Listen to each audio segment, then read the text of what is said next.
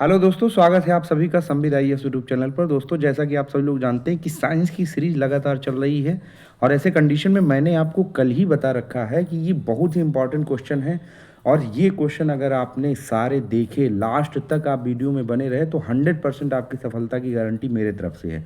चलिए पहले क्वेश्चन की ओर बढ़ते हैं और देखते हैं। अभी फिजिक्स का आपका सीरीज चल रहा है। आज के सेशन में फिजिक्स को पूरी तरीके से कवर किया जाएगा। कल के सेशन से आपका केमिस्ट्री चलेगा और फिर 2-3 दिन केमिस्ट्री, आपका 2-3 दिन में केमिस्ट्री एमसीक्यूज टाइप से ख़त्म हो जाएंगे। उसके बाद में फिर आपके बायो सेक्शन के मैक्सिमम क्वेश्चन कवर किए जाएंगे, क्योंकि मैक्सिमम जो क्वेश्चन आते हैं वो आपके बायो सेक्शन से ही आते हैं। तो बायो सेक्शन में हो सकता है 3-4 वीडियो आए। तो टोटल जो अभी साइंस सीरीज आपकी चल रही है, आप सभी लोगों को वो सारी सीरीज जरूर देखना है।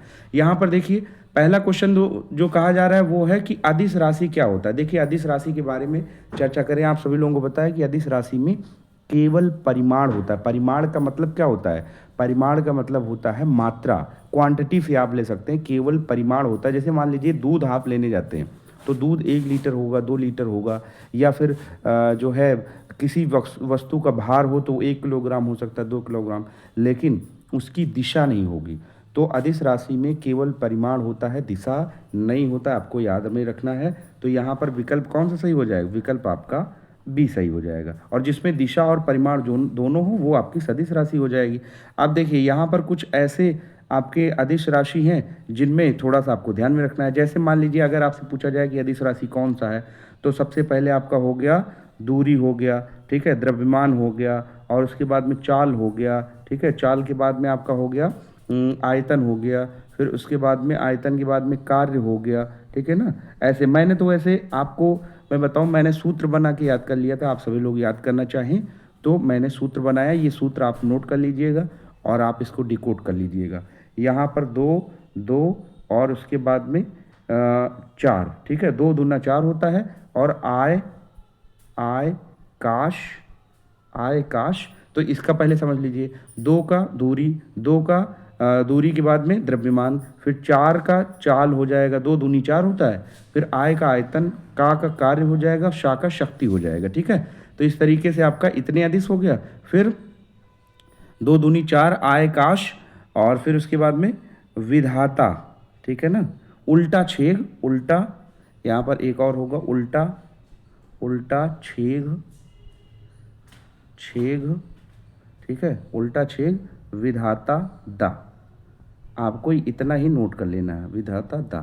तो उल्टा से ऊर्जा हो जाएगा, छे से हो जाएगा क्षेत्रफल, घा से घनत्व हो जाएगा, विधाता वी से हो जाएगा विद्युत धारा, ता से हो जाएगा तापमान, दा से हो जाएगा दाब। इतने आपके अदिश राशि। अब देखिए, इसी में से आपका क्वेश्चन पूछा गया है, निम्न में से कौन सा अदिश राशि है बताइए। यहाँ पर हमने वेग बताया, नहीं, ये आपका सदिश राशि है।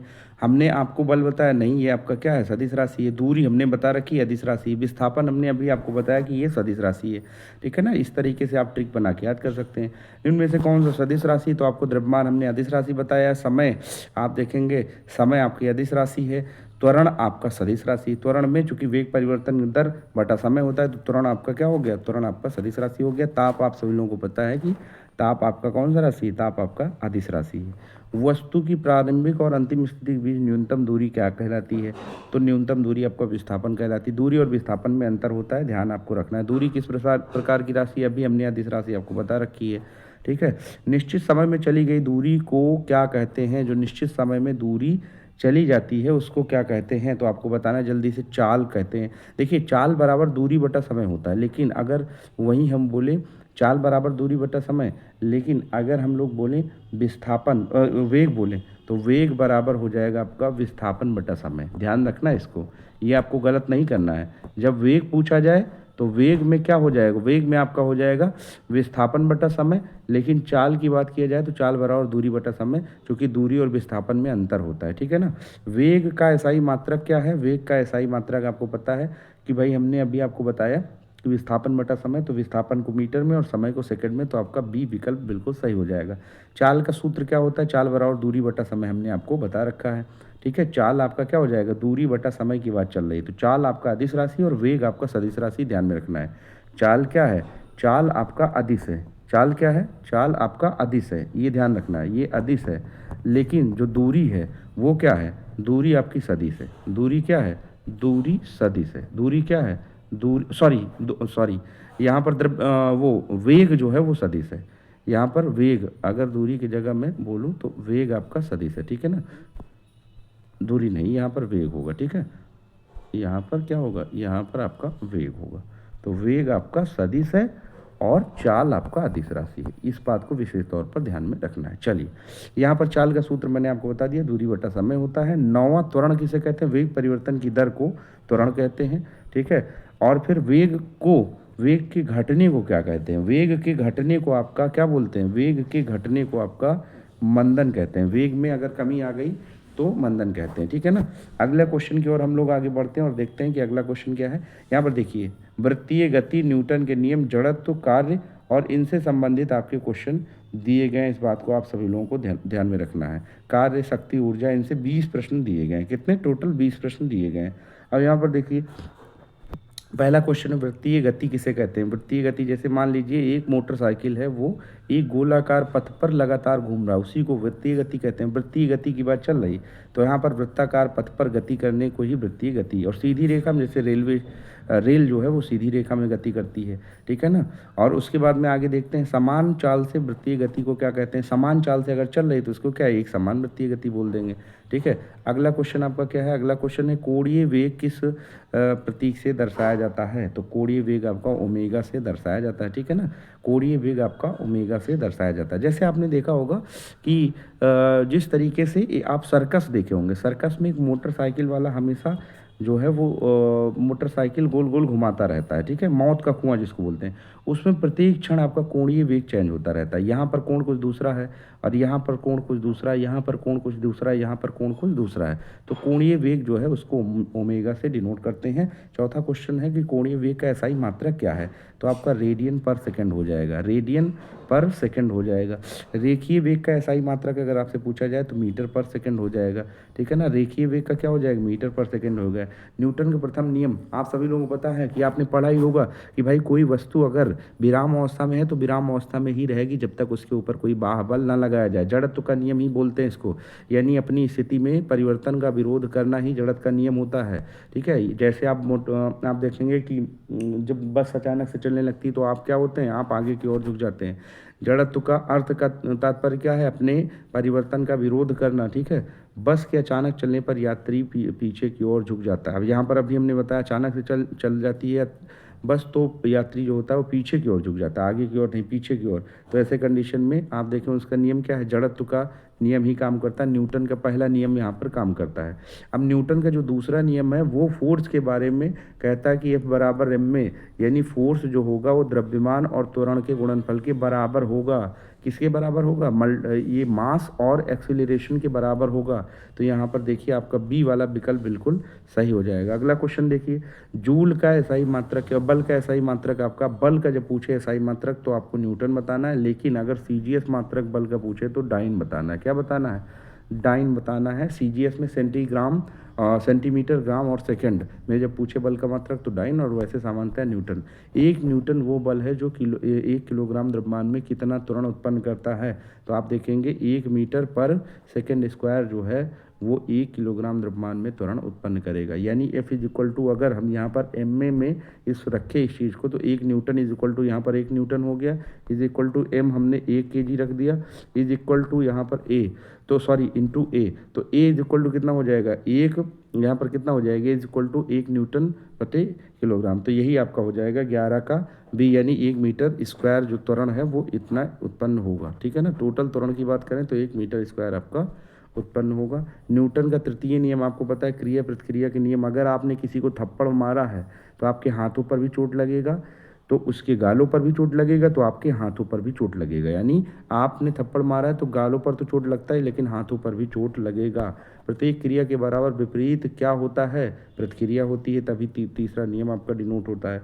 14 नंबर के क्वेश्चन की बात करें तो वर्क इज इक्वल टू कितना होता है भाई। जैसे मान लीजिए हम अभी कोई काम कर रहे हैं तो हमने कितना फोर्स लगाया और उसमें कितना डिस्प्लेसमेंट हुआ, उसमें कितना डिस्प्लेसमेंट हुआ उसी को बोलते हैं कार्य किया गया। Work is equal to force into displacement, ठीक है ना। तो यहाँ पर फोर्स इंटू स्पीड, हालांकि यहाँ पर डी होना चाहिए था, ठीक है ना, ये डी होना चाहिए था। Work is equal to force into displacement.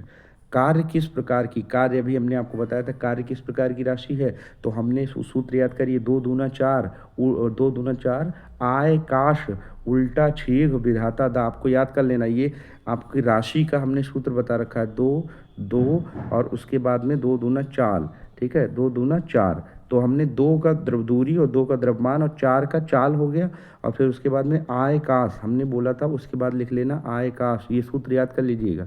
आय का मतलब आयतन और काश का मतलब होता है कार्य और शा का मतलब शक्ति, ये सारी अदिश राशि, ये सारी क्या हैं, ये सारी आपकी अदिश राशि हैं, इस बात को आपको ध्यान में रखना है। तो यहाँ पर ये अदिश राशि होगा, क्या होगा, अदिश राशि होगा। कार्य का ऐसा ही मात्रक क्या होता है, कार्य को जूल में हम लोग देखते हैं भाई, 1 जूल बराबर क्या होता है, अगर 1 जूल बराबर की बात करें तो 1 न्यूटन मीटर होता है, 1 न्यूटन मीटर होता है। चूँकि अभी हमने आपको बताया कि W इज इक्वल टू क्या होता है, F इंटू क्या होता है, D होता है, F का न्यूटन हो गया, यहाँ पर देखिए 1 न्यूटन हो गया और D का डिस्प्लेसमेंट का 1 मीटर हो गया, ठीक है। अगला क्वेश्चन देखिए, शक्ति क्या है। अगर आपसे पावर की बात की जाए तो देखिए, अगर आपसे कहा जाए कि पावर क्या है, तो कार्य करने की दर, जो आपका पावर होता है वो आप कार्य कितना कर पा रहे हैं, यानी वर्क कितने कम समय में कर पा रहे हैं, कार्य करने की जो क्षमता है वो क्या है, तो P is equal to W/T होता है, यानी पावर, जो पावर है वो कार्य करने की दर को डिनोट करता है, ठीक है ना। यहाँ पर शक्ति का सूत्र क्या हो, वही अभी जो हमने बताया, शक्ति का सूत्र W/P इज इक्वल टू क्या हो जाएगा, P is equal to W/T। W यहाँ पर वर्क को डिनोट कर रहा है और यहाँ पर T टाइम को डिनोट कर रहा है, किसको, टाइम को डिनोट कर रहा है, यानी कितने कम समय में कितना वर्क कर पा रहे हैं, वही उसकी आपकी शक्ति हो गई, क्षमता हो गई। शक्ति का एसआई मात्रक की बात करते हैं भाई, शक्ति का एसआई मात्रक क्या होता है, वॉट होता है, वॉट जो होता है वो शक्ति का एसआई मात्रक होता है, ठीक है। चलिए अगले क्वेश्चन की ओर बढ़ते हैं और अगला क्वेश्चन देखते हैं हम लोग। अगला क्वेश्चन हमारा क्या हो जाएगा भाई, यहाँ पर देखते हैं अगला क्वेश्चन। तो अगला क्वेश्चन हमारा है ऊर्जा, गतिज ऊर्जा और इसके साथ साथ में देखेंगे गुरुत्वाकर्षण, स्थितिक ऊर्जा।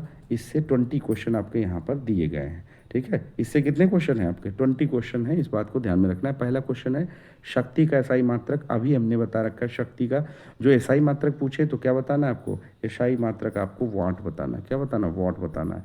एक अश्व शक्ति 746 वाट के बराबर होता है, जिसको हार्स पावर कहते हैं, ये पूछा जाता है।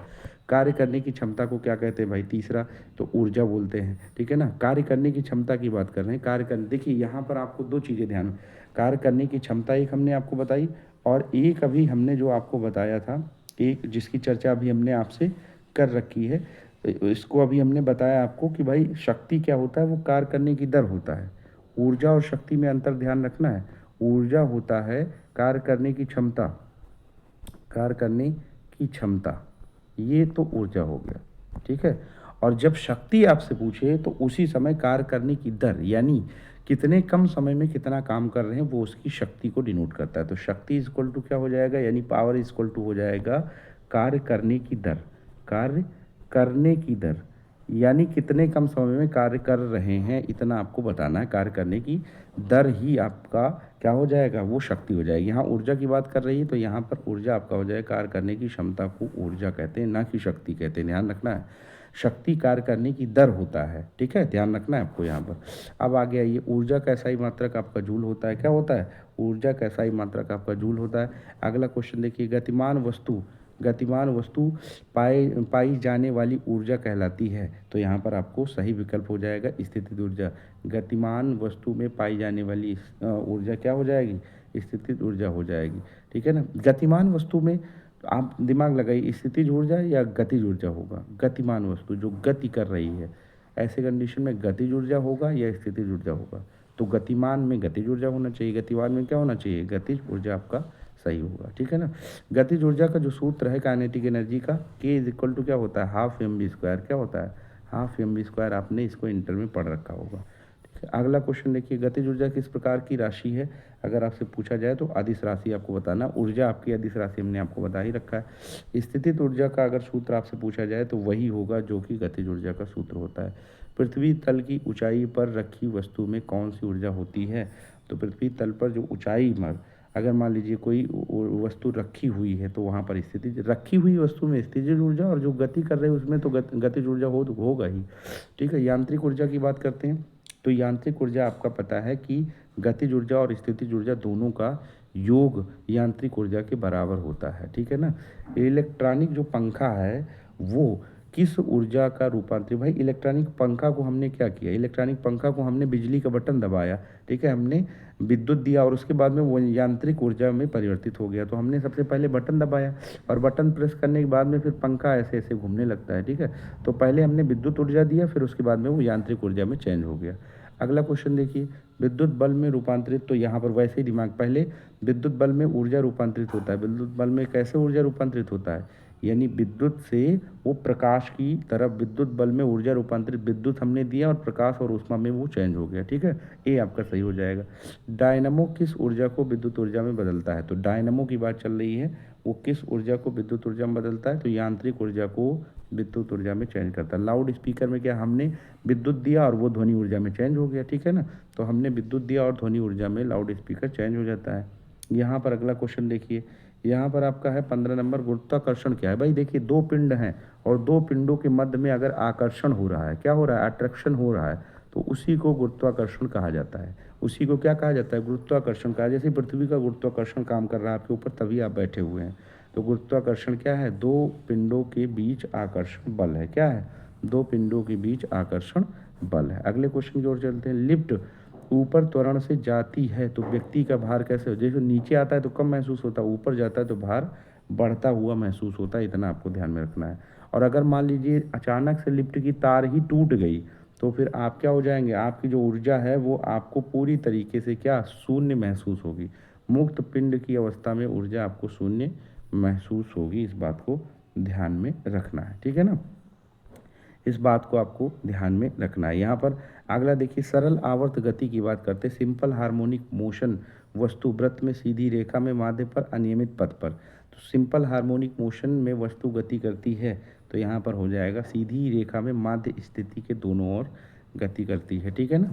यहाँ पर देखिए, माध्य स्थिति के दोनों ओर बार बार गति को क्या कहते हैं, यहाँ पर आपकी दोलन या फिर कंपन हो जाएगी। क्या हो जाएगी, दोलन या कंपन। जैसे आपने देखा हो पेंडुलम वाली जो घड़ी है वो ऐसे ऐसे ऐसे ऐसे गति करती है, यहाँ पहले आएगी फिर यहाँ आएगी फिर आपका 1 सेकंड हो जाएगा, ऐसे ऐसे, उसी को क्या बोलते हैं, दोलन बोलते हैं। इसी को ऑसिलेशन भी इंग्लिश में बोलते हैं, ठीक है ना। दोलन गति को अन्य नाम क्या है, भाई अभी हमने आपको बताया, दोलन गति का अन्य नाम क्या हो जाएगा, दोलन गति का अन्य नाम हो जाएगा कंपन गति, या फिर आप कहेंगे रेखिक गति तो होगा नहीं, ठीक है, स्थिर गति भी नहीं होगा। दोलन में क्या है, गति कैसी है, स्थिर है या फिर अधिक है, तो आप तो यहाँ पर तो स्थिर होगा, ठीक है ना, यहाँ पर स्थिर होगा, ठीक है, यहाँ पर स्थिर हो जाएगा। अब अगले क्वेश्चन की ओर चलते हैं और यहाँ देखते हैं कि कौन कौन से क्वेश्चन आपके कंप्लीट किए गए हैं। यहाँ पर देखते हैं कौन कौन से क्वेश्चन आपके कंप्लीट किए गए हैं। चलिए जल्दी से अगले क्वेश्चन की ओर बढ़ते हैं और देखते हैं।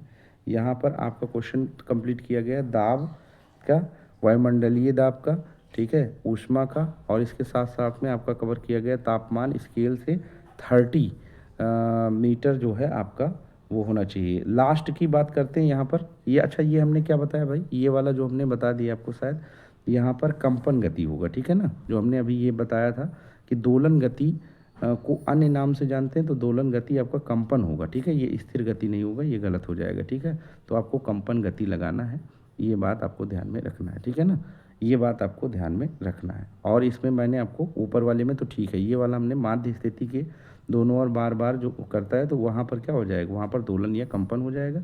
और उससे पहले हमने क्या बताया था, सरल आवर्त गति की बात करूँ तो यहाँ पर हमने ठीक है, ये सारी चीज़ें हमने सही बताई हैं। यहाँ पर एक क्वेश्चन का आंसर मैंने मिस्टेक से बता दिया था। चलिए यहाँ पर देखिए, दाब और वायुमंडलीय दाब से जो क्वेश्चन है उसकी चर्चा हम लोग करते हैं यहाँ पर, और उसको हम लोग कवर करने की कोशिश करेंगे। यहाँ पर देखिए भाई, पहला क्वेश्चन जो आपका नज़र आ रहा है वो पहला क्वेश्चन है कि दाब बराबर होता क्या है। जब आपने दाब लगाया, जैसे मान लीजिए आप अपने हाथ को अगर आप प्रेशर देते हैं तो आप फोर्स लगाते हैं और किसी एरिया में लगाते हैं। अभी आप अपने हाथ को दबाएंगे तो फोर्स लगाएंगे और किसी एरिया में लगाएं तो उसी को आप बोलते हैं कि हमने दाब लगा रखा है, ठीक है। तो यहाँ पर P इज इक्वल टू क्या हो जाएगा, फोर्स इंटू एरिया। दाब का जो एसआई मात्रक होता है वो क्या होता है, दाब का एसआई मात्रक आपका पास्कल होता है। क्या होता है, पास्कल। 1 पास्कल किसके बराबर होगा, 1 पास्कल आपका 1 न्यूटन मीटर स्क्वायर के बराबर होगा। चूँकि अभी हमने आपको बताया कि प्रेशर इज इक्वल टू क्या होता है, फोर्स इंटू कितना होगा, फोर्स इंटू आपका जो है हमने एरिया बताया, ठीक है ना, फोर्स बाई एरिया होगा हालांकि। तो यहाँ पर ऐसे कंडीशन में आप देखेंगे कि ये हमने क्या बताया, एक पहले का यहाँ पर फोर्स इंटू एरिया होगा, ठीक है। P is equal to force upon area होगा, इनटू नहीं, सॉरी ये वाला नहीं, ये वाला होगा। P इज इक्वल टू यानी प्रेशर लगाया तो किसी वस्तु के क्षेत्रफल पर आप फोर्स लगाते हैं तब आप देखेंगे हमारा प्रेशर क्रिएट होता है। तो यहाँ पर दाब का सूत्र क्या हो जाएगा, P is equal to force upon area होगा, ठीक है ना, ये वाला नहीं होगा, ध्यान रखना है आपको। तो उसके बाद में क्या हो जाएगा, दाब का ऐसा ही मात्रक अभी हमने बता दिया कि पास्कल होता है। फिर 1 पास्कल किसके बराबर होगा, 1 पास्कल आपका 1 न्यूटन मीटर स्क्वायर के बराबर, यानी ए आपका सही होगा। क्षेत्रफल कम होने पर दाब क्या होता है, अगर मान लीजिए क्षेत्रफल कम हो गया तो ऐसे कंडीशन में प्रेशर आपका बढ़ जाएगा, ठीक है ना, प्रेशर बढ़ जाएगा। कील की नोक नोकीली बनाई जाती है क्योंकि उसका कारण क्या है, दाब बढ़े, इसी वजह से कील की नोक क्या है, नोकीली बढ़ाई जाती है। वायुमंडलीय दाब मापने का यंत्र कौन सा है, तो आप देखेंगे बैरोमीटर जो है वो वायुमंडलीय दाब मापने का यंत्र है। बैरोमीटर वायुमंडलीय दाब मापने का यंत्र है, याद कर लेना आपको, ठीक है। अगला क्वेश्चन देखिए 7 का आपका जो बी है, यहाँ पर दाब रिकॉर्ड करने का बैरोग्राफ उपयोग किया जाता है। दाब रिकॉर्ड करने का जो यंत्र है वो बैरोग्राफ होता है, ठीक है ना। अगला क्वेश्चन देखिए, ऊष्मा का एसआई मात्रक अभी हमने आपको बता रखा है, ऊष्मा का एसआई मात्रक अभी हमने आपको बता रखा है, जूल होगा। अगला क्वेश्चन देखिए, ऊष्मा का प्रवाह किस दिशा में होता है, यही हमने अभी आपको बताया था। कम टेम्परेचर, जैसे आप घर में खाना बनाते हैं, ठीक है, बनाती हैं या बनाते हैं, तो आपने देखा होगा आपका हाथ ठंडा है और तवा गर्म है, तो यहाँ पर कम तापमान से अधिक तापमान, तो इसका मतलब क्या है कि आप देखें ऊष्मा का प्रवाह हमेशा कम तापमान से, तो ये जो यहाँ पर आपका तवा है वो कम टेम्परेचर होगा, उसका कम टेम्परेचर होगा या अधिक टेम्परेचर होगा, यहाँ पर बताना आपको, उसका अधिक टेम्परेचर होगा, और जो कम टेम्परेचर है उस आपके हाथ का होगा। तो यहाँ पर कम ताप से अधिक ताप, ऊष्मा की बात चल रही है, कम ताप से अधिक ताप नहीं, गलत हो जाएगा, अधिक ताप से कम ताप, तो तवा का जो ताप है वो आपके हाथ की ओर आएगा, तो यानी अधिक ताप से कम ताप की ओर ऊष्मा का प्रवाह हमेशा होता है, ध्यान रखना है। तो आपका बी वाला सही हो जाएगा, दोनों दिशाओं में नहीं, जब तक आपका हाथ पूरी तरीके से तवा के बराबर गर्म नहीं हो जाए तब तक आपके हाथ में टेम्परेचर आता रहेगा, ऊष्मा आता रहेगा, ठीक है, हीट आता रहेगा। तो हमेशा ऊष्मा का प्रवाह अधिक ताप से कम ताप की ओर होता है, किधर, अधिक ताप से कम ताप की ओर होता है। ऊष्मा का यांत्रिक तुल्यांक कितना होता है भाई, ऊष्मा का यांत्रिक तुल्यांक 4.2 जूल कैलोरी होता है। 1 कैलोरी बराबर होता है, 1 कैलोरी आपका 4.2 जूल के बराबर होता है। तापमान मापने के प्रमुख पैमाने कौन से हैं, तो आप देखेंगे तापमान मापने के प्रमुख पैमाने आपके कितने दिखाई पड़ते हैं, 4 दिखाई पड़ते हैं। एक तो आपका डिग्री सेल्सियस हो गया, और एक आपका केल्विन हो गया, एक आपका फ़ारेनहाइट हो गया, और एक आपका क्यूरियस करके है, ठीक है ना, एक आपका क्यूरियस करके है वो भी है, ठीक है, क्यूरियस करके है वो भी ताप मापने का पैमाना है, आपको 4 पैमाने आपको बताना है, ठीक है। अगला क्वेश्चन देखिए, अगला क्वेश्चन है सेल्सियस पैमाने पर जल का हिमांक क्या होता है। सेल्सियस पैमाने पर जल का हिमांक, जल हिमांक का मतलब जम जाना, फ्रीज हो जाना, बर्फ़ की तरह जम जाना, उसी को हिमांक बोलते हैं, ठीक है। तो 0 डिग्री पर जल हमेशा जम जाता है, ठीक है। सेल्सियस पैमाने पर जल का क्वथनांक क्या है, क्वथनांक मतलब उबलना, तो यहाँ पर आप देखेंगे सेल्सियस पैमाने पूछ रहा है तो 100 डिग्री सेल्सियस अगर जल को देंगे तापमान तो वो उबलने लगेगा। 15 अगर नंबर क्वेश्चन देखें तो फ़ारेनहाइट पैमाने पर जल का हिमांक क्या है, तो आप 32 डिग्री फ़ारेनहाइट पर जल हमेशा क्या हो जाता है, जल हमेशा जम जाता है, फ्रीज हो जाता है। 32 डिग्री पर जल, 32 डिग्री फ़ारेनहाइट पर जल जम जाता है, और वहाँ 0 डिग्री सेल्सियस पर जल जम जाता है, ठीक है। फ़ारेनहाइट पैमाने पर क्वथनांक कितना है, तो क्वथनांक की बात करें तो यहाँ पर आप देखेंगे 212 डिग्री फ़ारेनहाइट पर जल उबलने लगता है, और वहाँ पर 32 डिग्री पर फ़ारेनहाइट पर जम जाता है, इतना आपको ध्यान में रखना है, ठीक है। ऐसे क्वेश्चन यूपी पुलिस के फेवरेट हैं और अन्य एग्जामिनेशन में भी पूछे जाने की संभावना रहती है। 17 नंबर क्वेश्चन है सेल्सियस और फ़ारेनहाइट में संबंध क्या है, तो एक फार्मूला आपको याद कर लेना, आँख मूंद के C/5 F-32 ये फार्मूला हर जगह पुटअप कर देना है।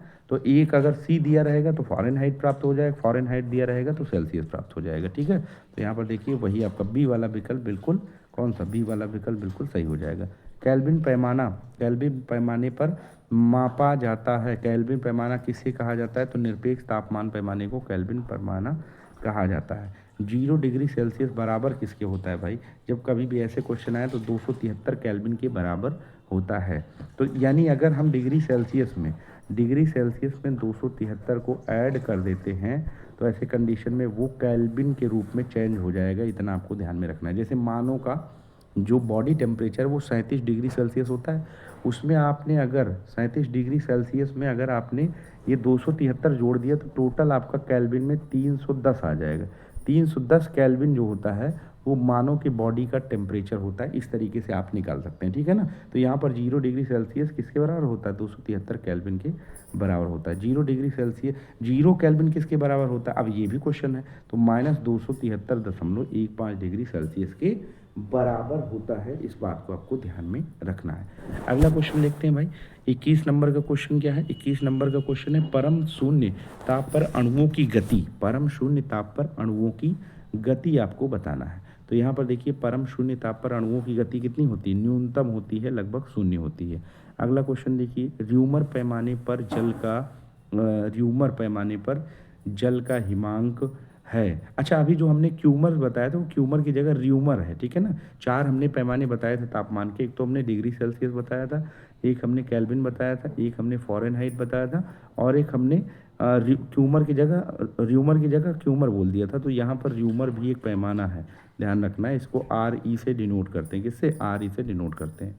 चलिए अगले क्वेश्चन में देखिए, र्यूमर पैमाने पर जल का हिमांक कितना होता है भाई? जल का हिमांक होता है 0 डिग्री र्यूमर। इसी पर जल जो है वो फ्रीज हो जाता है, ठीक है ना। हिमांक का मतलब फ्रीज होना, और क्वथनांक का मतलब बॉयल होना। क्वथनांक का मतलब बॉयल होना। तो यहाँ पर 23 डिग्री में 80 डिग्री र्यूमर पैमाने पर जल जो है वो उबलने लगता है। कितने पर? 80 डिग्री पैमाने पर आपको ध्यान में रखना है। सेल्सियस को केल्विन में बदलना हो, अगर इसका संबंध देखना चाहें तो वही अभी हमने बताया था कि Kelvin is equal to Celsius, और उसमें 273 जोड़ दो, वो आपका चेंज हो जाएगा किसमें? केल्विन में चेंज हो जाएगा, ठीक है। पारा का लगभग किस ताप पर जमता है? पारा हमेशा 39 डिग्री, और वो भी माइनस में 39 डिग्री सेल्सियस पर पारा जम जाता है। इसको आपको ध्यान में रखना है। एल्कोहल का हिमांक मतलब एल्कोहल जम जाएगा कितने पर? -114 डिग्री पर। ये सब इंपॉर्टेंट है, याद रखिएगा। -114 डिग्री सेल्सियस पर अल्कोहल जो है वो जम जाएगा। अगर दारू कोई पी रहा है और माइनस में है वो, तो ऐसे कंडीशन में -114 में है तो जम जाएगा। पारा वाला हमने क्या बताया? पारा वाला हमने बताया कि पारा जो है वो -10 डिग्री सेल्सियस पे जम जाएगा। ये भी स्टार लगा लीजिएगा, पूछा जाएगा, ठीक है। अगला क्वेश्चन, दाब कैसी राशि है? अगर आपसे पूछा जाए तो दाब आपकी अदिश राशि, अभी हमने आपको बता रखा है, ठीक है। आगे देखिए, फिर ऊष्मा क्या है? ऊष्मा क्या है अगर आपसे कोई पूछे तो आप बताएं ऊष्मा क्या है? ऊष्मा ऊर्जा का एक रूप है, चूँकि ऊष्मा जूल में नापा जाता है, ठीक है ना। ऊष्मा जूल में नापा जाता है तो ऊर्जा का एक रूप हो जाएगा ऊष्मा। अगला क्वेश्चन, थर्मामीटर किसे मापता है? तो अभी हमने आपको बता रखा है, तापमान को थर्मामीटर से मापा जाता है। क्षेत्रफल अधिक होने पर क्या हो जाएगा? दाब हमेशा कम हो जाएगा। क्षेत्रफल कम होने पर, जैसे मान लीजिए ये इतना क्षेत्रफल है, तो यहाँ पर दाब जो है इसकी अपेक्षा कम लगेगा, तो यहाँ पर दाब अधिक लगेगा। प्रेशर यहाँ पर क्या हो जाएगा? अधिक हो जाएगा। और यहाँ पर जो प्रेशर होगा, यहाँ पर प्रेशर कम होगा। तो क्षेत्रफल जैसे ही अधिक होगा प्रेशर कम हो जाएगा, क्षेत्रफल कम होगा तो वहाँ पर प्रेशर अधिक हो जाएगा, ठीक है ना। इतना आपको ध्यान में रखना है। तो यहाँ पर सही विकल्प क्या हो जाएगा? यहाँ पर घटता है। क्षेत्रफल अधिक होने पर दाब घटता है, ठीक है। चलिए अब अगला जो क्वेश्चन है वो आपका दिया गया है प्रकाश से। 10 क्वेश्चन केवल आपके बचे हुए हैं, लास्ट के 10 क्वेश्चन टोटल। हालांकि मैंने इसमें 100 क्वेश्चन लिखा है, लेकिन आपको मैंने करवा रखा है कितने? मैंने करवा रखा है आपके टोटल 110 क्वेश्चन। अच्छा, आगे जो 30 क्वेश्चन इसमें शामिल हैं। अगला क्वेश्चन देखिए भाई, प्रकाश किस प्रकार की ऊर्जा है? तो प्रकाश आपको पता है कौन सी ऊर्जा है? विकिरण ऊर्जा है। कैसी ऊर्जा है? प्रकाश आपकी विकिरण ऊर्जा होगी। कैसी ऊर्जा होगी? विकिरण। प्रकाश की चाल क्या होती है? प्रकाश की चाल आप सभी लोगों को बताया 3×10⁸ मीटर पर सेकेंड होता है। प्रकाश की चाल सबसे अधिक किस में होती है? अगर कोई आपसे पूछे तो आप बताएंगे भैया प्रकाश की चाल सबसे अधिक निर्वात में होती है। किसमें? निर्वात में होती है प्रकाश की चाल सबसे अधिक। सूर्य का प्रकाश पृथ्वी पर लगभग कितने समय में पहुंचता है? 8 मिनट 20 सेकंड में पहुंचता है। 8 मिनट 20 सेकंड में पहुंचता है, ठीक है। प्रकाश का परावर्तन क्या है भाई? तो प्रकाश का परावर्तन क्या है? प्रकाश किसी सतह पर टकराता है और फिर वापस लौट जाता है, वही परावर्तन है। परावर्तन का प्रथम नियम क्या कहता है भाई?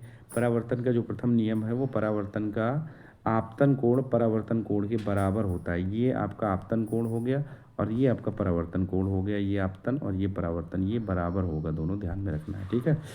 आगे देखिए, आपका हो जाएगा आपतित किरण, परावर्तित किरण और अवलंब तीनों एक ही तल में होते हैं। तीनों कहाँ होते हैं? एक ही तल में होते हैं। जैसे ये हो गया आपतित किरण और ये परावर्तित किरण और ये हो गया अविलंब, ये तीनों एक ही तल में होंगे, तीनों एक ही बिंदु पर होता है, ठीक है ना।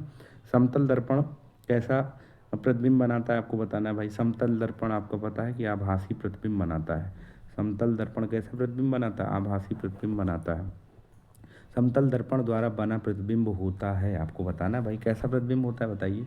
समतल दर्पण द्वारा आभासी और सीधा प्रतिबिंब आपका बनता है। समतल दर्पण द्वारा आभासी और सीधा प्रतिबिंब आपका बनता है, ठीक है ना।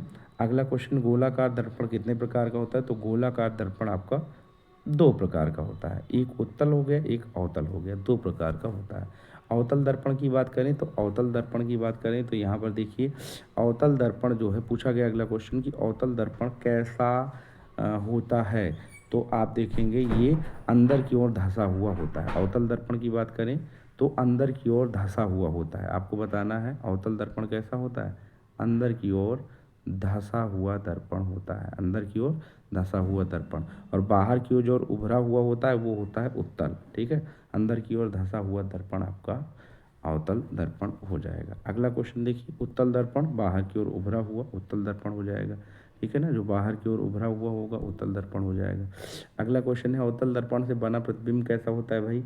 तो यहाँ पर वास्तविक और आभासी दोनों हो सकता है, या तो वास्तविक होगा या तो आभासी होगा, लेकिन अवतल दर्पण में उल्टा प्रतिबिंब नहीं बनता है, ठीक है ना। तो अवतल दर्पण से बना प्रतिबिंब वास्तविक या आभासी हो सकता है। अगला क्वेश्चन है, दाढ़ी बनाते समय किस प्रकार के दर्पण का प्रयोग किया जाता है?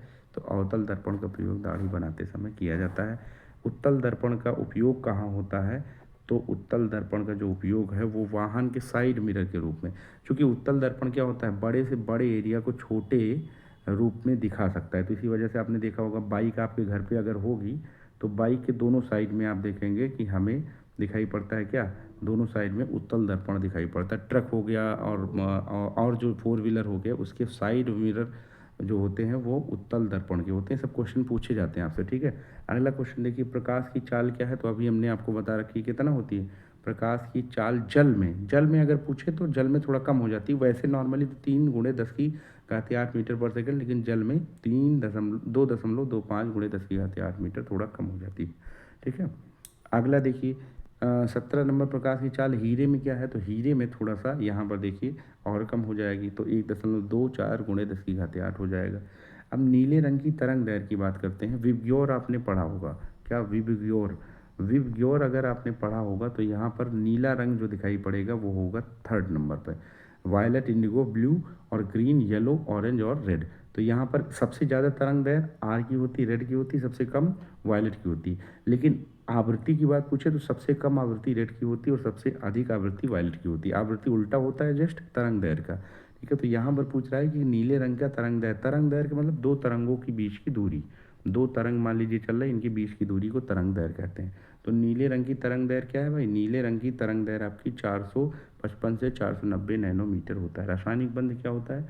रासायनिक बंध आप देखेंगे जो होता है वो होता है आकर्षण बल होता है। जैसे मान लीजिए H2 है तो इसमें दो हाइड्रोजन के मॉलिक्यूल आपस में जुड़े हुए हैं, दो हाइड्रोजन के मॉलिक्यूल क्या हैं? आपस में जुड़े हुए हैं। इस बात को आपको ध्यान में रखना है। अगला क्वेश्चन देखिए, अगला क्वेश्चन है आपका, रासायनिक बंध किसके बीच बनता है? तो अभी हमने आपको बताया कि परमाणुओं के बीच में रासायनिक बंध आपका बनता है। संयोजकता शब्द का प्रयोग किसने किया था? तो आपका हो जाएगा कि फ्रैंकलैंड ने प्रयोग किया था। अगला क्वेश्चन है आपका कि संयोजकता शब्द की उत्पत्ति किस भाषा में हुई है? तो आप देखेंगे कि हमें लैटिन भाषा में दिखाई पड़ती है। अगला क्वेश्चन है, ये सब नॉर्मल क्वेश्चन है। अगला क्वेश्चन देखिए, 23 का आपका क्या हो जाएगा? समतल दर्पण प्रतिबिंब का आकार क्या होता है समतल दर्पण का? तो यहाँ पर समतल दर्पण का प्रतिबिंब का आकार समान दिखाई पड़ता है, ठीक है ना। अवतल दर्पण द्वारा बना प्रतिबिंब दूर वस्तु के लिए होता है, कैसा होता है? उल्टा और आभास छोटा होता है, उल्टा और छोटा। अवतल दर्पण द्वारा प्रतिबिंब जो होता है वो दूर वस्तु के लिए कैसा हो जाएगा? उल्टा और छोटा हो जाएगा, ठीक है ना, उल्टा और छोटा हो जाएगा। उत्तल दर्पण द्वारा बना प्रतिबिंब कैसा होता है? तो आपका हो जाएगा आभासी और छोटा हो जाएगा, आभासी और छोटा हो जाएगा, ठीक है। फिर उसके बाद में आपका अगला क्वेश्चन है, प्रकाश की चाल कांच में कितनी होती है? तो प्रकाश की चाल जो कांच में होती है उसकी बात करें तो यहाँ पर प्रकाश की चाल जो कांच में होगी वो आपकी हो जाएगी कितना? 2 × 10⁸ मीटर पर सेकेंड हो जाएगी। अगला क्वेश्चन, परावर्तन किस सतह से होता है? तो आप देखें परावर्तन किस सतह से होता है? परावर्तन हमेशा आप देखेंगे चिकनी और चमकदार सतह से ही परावर्तन रिफ्लेक्शन होता है। निर्वात में प्रकाश की चाल किस पर निर्भर करती है? तो आप देखेंगे प्रकाश की चाल जो निर्वात में निर्भर करती है वो किसी पर भी नहीं निर्भर करती। कोई ऐसा ज़रूरी नहीं है, ताप, दाब, मध्यम कोई ज़रूरी नहीं है, ठीक है ना। अगला क्वेश्चन 29 आपका है कि आभासी प्रतिबिंब को पर्दे पर, यहाँ पर बताना आभासी प्रतिबिंब को पर्दे पर जो है बड़ा किया जा सकता है, पर्दे पर बड़ा किया जा सकता है, ठीक है। अगला क्वेश्चन है गोलाकार दर्पण में परावर्तक सतह होती है, तो आपको बताना है कैसा होती है, वक्राकार होती है। कैसा? वक्राकार।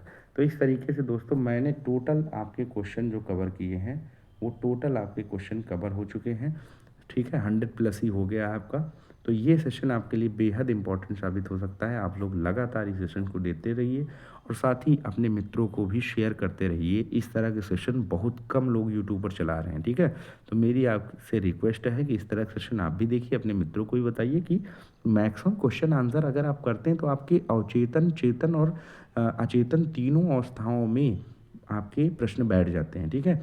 तो मस्तिष्क स्तर पर आप देखेंगे चेतना और अवचेतन दोनों, वहाँ क्वेश्चन एग्जामिनेशन में याद आ जाएंगे। तो आपको इस तरह से ही तैयारी करनी है। आप पढ़िए, पढ़ने के बाद में उस फिजिक्स से आपने पढ़ा तो ये क्वेश्चन सॉल्व कर लीजिए, जल्दी जल्दी देख लीजिए, तो फिजिक्स का आपका पूरा कंप्लीट हो जाएगा। चलिए मिलते हैं अगले सेशन में केमिस्ट्री के साथ। अब आपके फिजिक्स पूरा कंप्लीट हो चुका है, अब केमिस्ट्री के ऊपर हम लोग आगे बढ़ेंगे। तो आप सभी लोगों को बहुत बहुत धन्यवाद इतने लंबे समय तक जुड़े रहने के लिए।